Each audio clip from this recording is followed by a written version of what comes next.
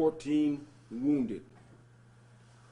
Mass shootings between groups whose purpose is to annihilate each other and be vindictive and retaliate cannot be tolerated and should not be tolerated. We call on all community members who have any information as to whom the shooters are to call the authorities or 911.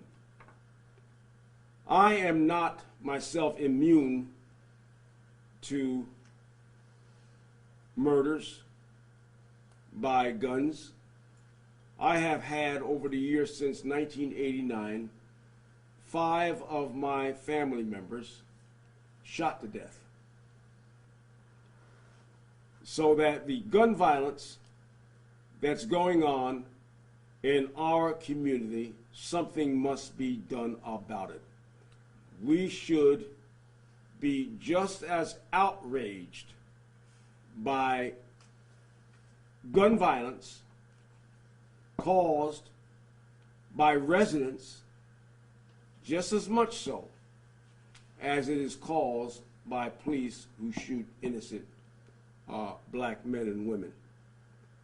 These murderers must be apprehended and brought to justice. This mass shooting is horrendous, and we need to be outraged by the bloodletting. If we are to build the beloved community, then killers must not be a part of our community.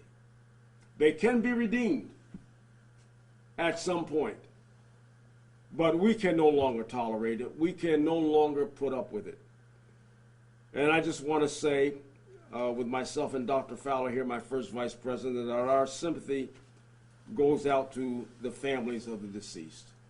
And we need to do everything possible, the community does, in order to apprehend these killers. If you have any information to help this investigation and move this investigation forward, please call the police or 911, because that needs to be done. You're not a snitch for doing so. Not a snitch for doing so. What you are doing is investing in your own children and in your own community. Thank you. Questions? Sir, is there a chance for healing and prayer in all of this? You had the vigil a couple weeks ago. Will you be holding a similar thing coming up here this week, or next week rather? We have the Reverend Jesse Jackson coming to town, don't we? Yes, we will. In fact, we are making some plans to do some singular activities, and we hope to do something about gun violence in our city. It needs to be stopped. It really does. It's outrageous. We saw on the news today that shooting took place in Buffalo last night, where 1 was killed and 4 wounded. This it's just unacceptable. We just can't deal with it. And so with our thinking is that we must hold these two things in balance, these two extremes in balance. If you're going to be outraged in March concerning police shootings of black people, then you do the same thing on the other end. Do you think this kind of like tarnishes, I guess, like the protests that have come previously before, like when people are saying abolish the police, and then we have a mass shooting here of 16 people that were shot? You know, does that kind of almost like hurt like any of the messages? I think that throws out into the gutter the argument that you need to defund the police. It really does, or that you need to abolish the police. Now, what UCLM has stood for and will continue to stand for is the reallocation of resources relative to mental health intervention and things of that sort. But as far as abolishing the police, no, we cannot do that. We live in America. In America, we have 300 million guns out on the street. That means that you have 1 gun per household, at least 1 gun per household. And there are many Americans who have about 10 guns in their particular household. So that we need to do something about the laws federally in this country as well. I think the governor has gone as far as he can relative to the gun laws here in New York State. But certainly, more needs to be done relative to federal legislation in regards to gun control. Is UCLM thinking of other ways to reach out to people, and especially young people, to prevent them from getting to guns or wanting to use guns? Well, we before the COVID virus, we already had a program called Light the Way. And that program is coordinated by Lentori Johnson. Her son was killed in the Boys and Girls Street Massacre in 2015. And so what that Light the Way program does is it goes into recreation centers after school and deals with issues of gun violence and bullying. Because bullying basically is a first step towards eventually using violence. And so we've been doing that for quite a while. Now, we had to stop doing that program with the onset of the COVID-19, but we were making great headway with that particular program. So that had been going on. Most of these people, we're told, that were gathered were teens to early 20s. What's the message you want to get across to young people, especially obviously during pandemic and what's going on with these large gatherings? Well, for one thing, they were flouting public health safety when they gathered in large numbers like that, even though it was for a good cause to, in a sense, remember the life of someone that was killed. But still, they gathered together. I heard that there were about 100 of them, and so they should not have gathered. Basically, that's number one, because really it promotes the spread of this pandemic even worse. That's number one.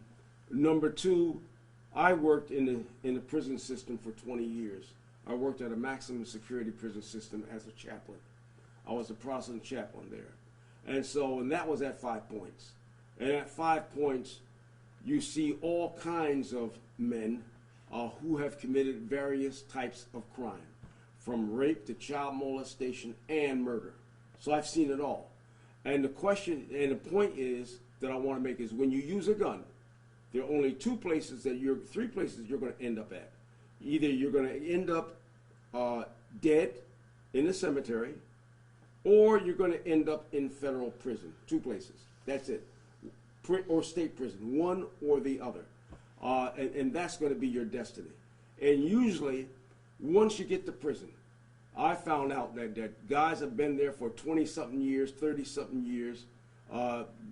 They will end up telling you, Rev, I could have done something better with my life. I could have used an alternate route. But they chose not to do so in the heat of the moment, because the whole thing was about honor. You know, you look at me wrong, you did something to me, well, I'm going to challenge you, and out come the guns. And the other thing about it is we need to do something about interdicting these guns. People do straw purchases, and I know they try to set laws in place relative to prohibiting straw purchases. Gun dealers come into the community and sell guns out of the trunks of their car. Last Saturday, at one of the rallies, there was a trunk full of guns.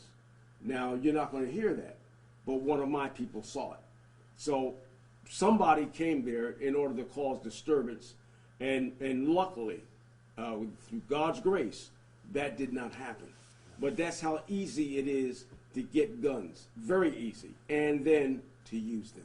And then we've also had like the police coming out and doing like a lot of these cleanups. Like they've been saying that they've apprehended many guns off the streets over this past year or so. Do you think there's still a lot of work to go in that? There's still a lot of work to go, because the guns come up from the South. Either they come up from New York City or they come up from Virginia. That's where they're coming from. And the guys, whoever's doing it, are selling the guns out of the trunks of their cars. Or the guns are being stolen. But more than likely being sold out of the trunks of the cars. Now, we all know that the federal government has cut the funding for the ATF in that sense, so that they can't do the investigation that they need to do in order to interdict guns. So that money must be restored so that there can be a wholesale really interdiction on weapons coming in from out of state. Do you think the virus has anything to do with an increase of use of guns and violence? No, none whatsoever, because even before COVID-19, we've seen gun violence in our communities. I believe it was last year before COVID came along. You had 500 plus deaths in Chicago alone, so, and that was on a weekend. And so the massacre that's going on in the community, and what I call is fratricide that's going on, because it's men against men that are doing this type of thing, and that's what must be stopped. I did an interview one weekend, like a couple of weekends ago, where we were talking to a group. They were about Afrocentricity and about how it's like changing the inner works of the own community and themselves. Do you have anything, I guess, on that behalf and that kind of statement about working internally before working on the external situation too? Well, yes, I think, for one thing, clergy need to move out into the streets, into the community, and begin to talk to young people. I think what's lacking among some of our young people is a true sense of spirituality and identity. There's been trauma in our young people, in our race, for centuries. Trauma brought on by slavery, which still exists. When you are, in a sense, programmed mentally to hate yourself, then you begin to devalue the lives of others, because those others in society devalue your life. If they devalue your life, then what do you expect but in return to devalue somebody else's life? And so we must restore a balance of spirituality and morality among some segment of our community. The 10 Commandments is right. Thou shalt not kill. And that's what we must begin to teach. That's what we must begin to preach. And that's how we must encourage our young people, that life is sacred. You only go through this life just once. Once that's done, it's all over with. So, and we just grieve for the parents and the family in this situation. I know my brother, when his son was shot to death, his son was 21 years old. And that was in New Haven, Connecticut. And that was in 1989. My brother took it very hard. The whole family took it hard. And then subsequently, when other members of my family were killed, the same way.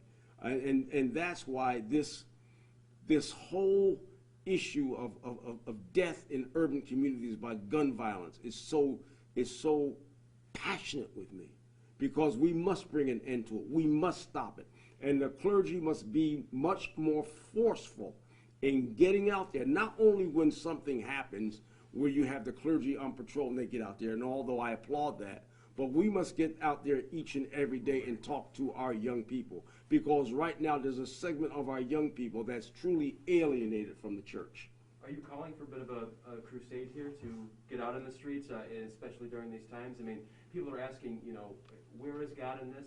Yes, good point. Yeah, we're a secular society, but at the same time, people want to know, where's God's role in this? And that's a good point, because I think with the confluence of a lot of different issues that are going on, police killings of black people, and then urban violence, and then COVID-19, people are seeing life as meaninglessness, and they need a sense of hope. And we, as the people of God, I believe we must be able to give people a sense of hope. So in one sense, I am calling for a crusade. It must be a crusade for hope and a crusade for life, because without it, life becomes nihilistic, and with nihilism, you lose the sense of what is meaningful in life, and you'll take each other's life. Okay. Are you working together possibly? Are you going to outreach to the ROC Against Gun Violence group and anything like that? Well, we talked with them on Friday, and we have another talk with them on the following Friday. So we've been working on our end, both ends, really. Anything else that you'd like to say? That's about it. Yes, sir. Thanks so much. Thank you Thank so you. much. Appreciate it. Take care, guys. Thank you.